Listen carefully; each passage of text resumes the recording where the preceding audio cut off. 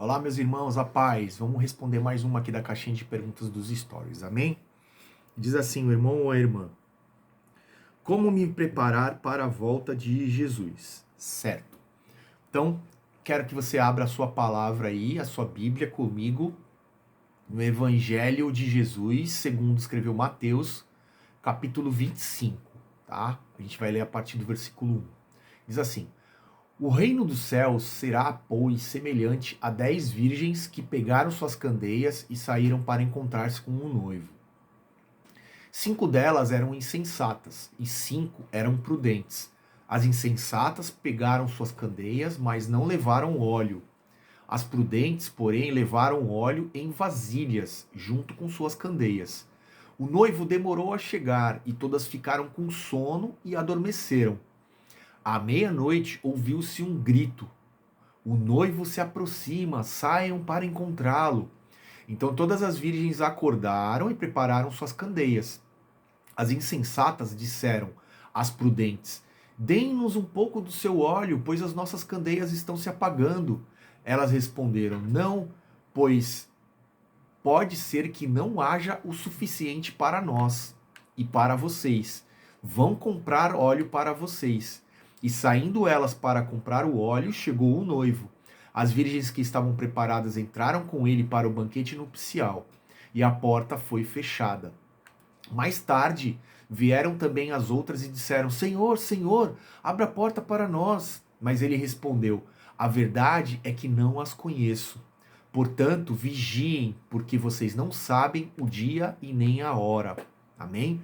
Então, irmãos, essa parábola aqui talvez seja aquela que nos explica melhor como que nós devemos proceder para nos preparar, para estarmos, para esperarmos a volta do nosso Jesus, a volta de Deus, a volta do Senhor, a segunda vinda dele.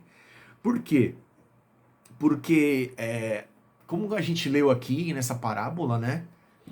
Jesus ele está dizendo que essas virgens, essas 10 virgens, 5 delas estavam preparadas, elas tinham um óleo nas suas vasilhas, elas tinham um óleo ainda reserva, né, para poder manter a chama acesa, e as outras 5 imprudentes, elas tinham aquele pouco óleo ali para manter aquela chaminha, e na hora que a chama se apagasse, elas não tinham mais um óleo para poder repor aquele óleo que havia acabado e um combustível para manter aquela chama acesa. Então, a nossa vida cristã, a nossa comunhão com Deus, a nossa vida com Deus, a nossa caminhada, ela é assim também.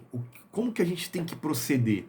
A gente precisa estar constantemente se alimentando, né? Como é que a gente faz para manter a chama acesa, para a gente ter bastante óleo nas vasilhas, para a gente ter óleo ainda suficiente para que a chama nunca se apague? Primeiro, a gente precisa ter um relacionamento com Deus. A gente precisa se relacionar com Ele. Como que a gente se relaciona com Deus, pastor? A gente precisa ter uma vida de oração. Ah, mas significa que então que eu preciso todos os dias entrar lá no meu quarto e falar sempre a mesma coisa com Deus e fazer aquelas rezas repetidas, né? E sempre fazer aquela oração do mesmo jeito, as mesmas frases, o mesmo texto? Não, meus irmãos, não. Muito pelo contrário.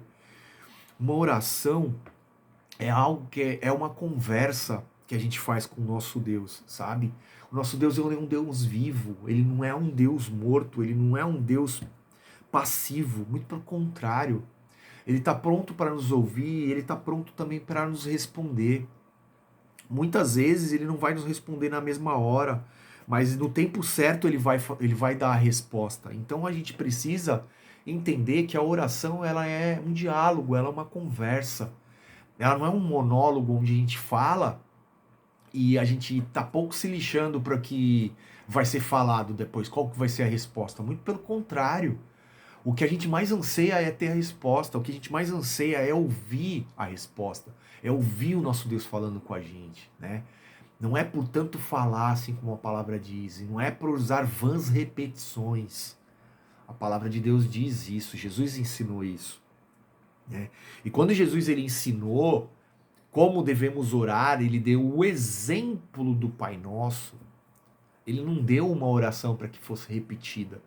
Ele deu uma oração para que fosse usada como um exemplo, como uma base, para a gente saber como que eu me chego a Deus, né? Como que eu trato a Deus? Eu trato Ele como um pai. Eu trato Ele onde eu posso pedir, eu posso agradecer, eu posso pedir perdão, né? Eu devo levar a Ele todas as minhas petições, porém também eu tenho que me arrepender também dos meus pecados, daquilo que eu tenho feito de errado, certo? Eu posso pedir a Ele o pão, sabe? Porque Ele sabe das minhas necessidades. Eu devo pedir força sim para Ele me livrar de todas as tentações, porque nós sabemos que a nossa vida cristã é isso, durante toda a vida nós vamos ser tentados, certo? Enquanto nós estivermos nesse corpo físico, nessa vida terrena. Então, todo aquele molde ali é um modelo, sabe? É um modelo. Então, primeiro, vida de oração, certo? É relacionamento com Deus. Depois, o que mais que faz nos alimentar? É a palavra de Deus, é a palavra, sabe? A primeira coisa que você pode fazer quando você acordar é ler um capítulo da Bíblia, ler que seja um versículo pelo menos, se alimente da palavra de Deus. Se você tiver como separar 15 minutos, uma hora do seu dia, a primeira hora do seu dia, faça um devocional, faça um estudo daquele capítulo que você leu, seja numa sequência ou seja aberto de ordem aleatória. Não importa como que você se programe para fazer isso, mas faça isso todos os dias, sabe? Ou a maioria dos seus dias. Ouça louvores, sabe? De adoração a Deus. Adore a Deus durante o seu dia, né? Troque, às vezes, músicas que não vai te alimentar de nada. Muito pelo contrário, vai te deixar mais depressivo, vai te deixar mais ansioso, vai te deixar, às vezes, violento, revoltado, triste, né? Troque essas músicas por músicas que você vai estar adorando teu Deus, vai estar buscando a presença do Senhor. Você não tem ideia do poder que tem o louvor, né? Principalmente para libertação, essas pessoas que estão passando por libertação, assim como eu e a minha família, nós passamos por um processo de libertação tão forte. O louvor ele foi imprescindível, ele foi essencial, né, para poder nos ajudar. O louvor ele é uma arma poderosa, sabe? Eu falei aqui da oração, falei da palavra, falei do louvor. O jejum, né, se for utilizado de uma maneira sábia, de acordo com como Deus nos ensinou na palavra, como Jesus nos ensinou, também é uma arma super poderosa, né? Jesus ele disse, tem uma passagem que os discípulos não conseguiram expulsar os demônios, né, de um homem. E Jesus ele disse: certa casta de demônios, eles só podem ser expulsos com jejum e oração. Então você tem que ter uma vida de oração.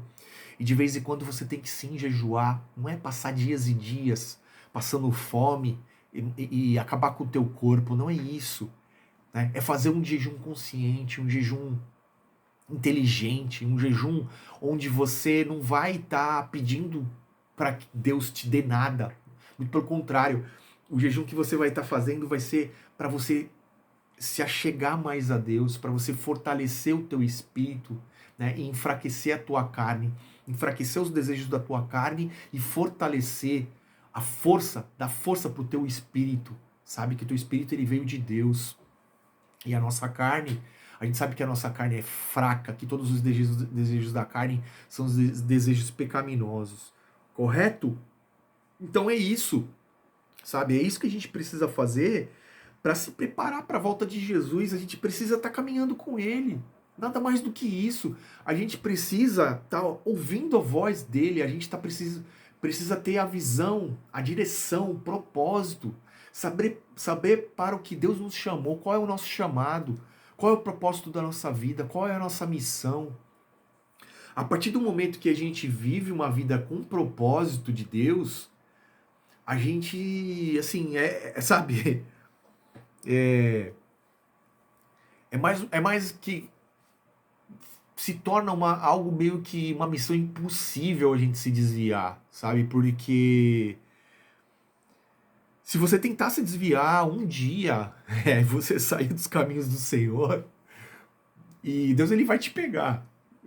Porque você tá sensível para ouvir a voz dele. Então ele vai falar, filho, onde você está indo? Ele vai te repreender. Ele vai te chamar, ele vai falar, você tá se desviando, você está se afastando de mim, volta. Né? A palavra de Deus diz que ele nunca nos abandona, que ele nos deixa só. Ele está sempre do nosso lado, ele está sempre querendo o melhor para nós. A palavra diz que a vontade dele é boa, perfeita e agradável. A vontade dele é o que tem de melhor para nós. A gente pode pensar que a nossa vontade, mas olha, se eu fizer a minha vontade, eu vou me sentir muito feliz. Você vai fazer a tua vontade e aí quando você receber aquilo vai parecer como um vazio, né? Sabe aquelas pessoas que tem carro do ano, que tem mansão, tem uma família linda e não é feliz com nada disso, não consegue ser feliz com nada, é porque tem aquele vazio que só pode ser preenchido com o Espírito Santo de Deus, só pode ser preenchido com uma vida, com um relacionamento com Deus, sabe?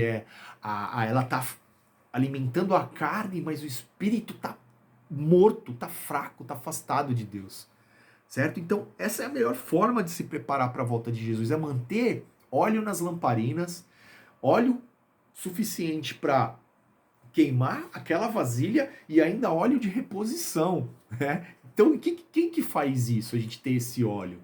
É Deus, né? É somente o relacionamento com Ele, é Ele que faz a gente ter a unção, é Ele que faz a gente ser cheio, sabe? Não somos nós. Somos nós que nos santificamos, nós que nos purificamos, nós que nos justificamos. Não é nada sobre nós, é tudo sobre Ele.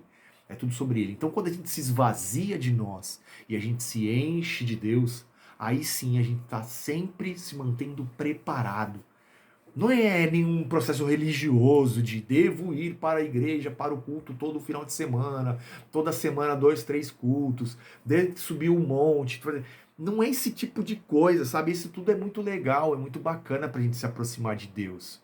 Mas não é isso que vai fazer a gente ser tratado como as virgens prudentes. Muito pelo contrário, né? Tem muitos que estão fazendo coisas no automático e esses eles estão mornos, eles estão sendo enganados pela própria religiosidade. O diabo ele está usando a religiosidade para enganar eles mesmos, para desviar eles e afastar eles de Deus. Tá? Porque tem pessoas que estão fora da casa de oração, que tem mais relacionamento, mais intimidade com Deus que muita gente que está dentro da igreja. Então pensa nisso, né? Pensa nisso. A igreja somos nós somos o templo do Espírito Santo. A igreja ela não é 4 paredes. Ali é uma casa, ali é um lugar de oração, é um lugar consagrado, sim, é um lugar santo, sim. Mas não é aquilo que vai fazer a gente ser salvo, não é aquilo que vai fazer a gente ser conhecido. Porque olha o que a palavra diz. Jesus respondeu, a verdade é que não as conheço. Por que não conhece? Porque nunca tiveram um relacionamento com Deus. A gente falou, a primeira coisa que a gente falou foi relacionamento, não foi? Então se você não conversa com ele, se você não quer escutar o que ele tem para te falar, que ele não quer escutar o que ele tem para te dizer, não quer abrir a palavra para saber o que é que Deus, aquilo que Deus aprova, aquilo que Deus desaprova, aquilo que convém, aquilo que não convém, aquilo que agrada, aquilo que não desagrada a Deus, como é que você vai poder ser conhecido por ele? Amém? Então eu espero ter respondido mais essa pergunta. Vamos para a próxima.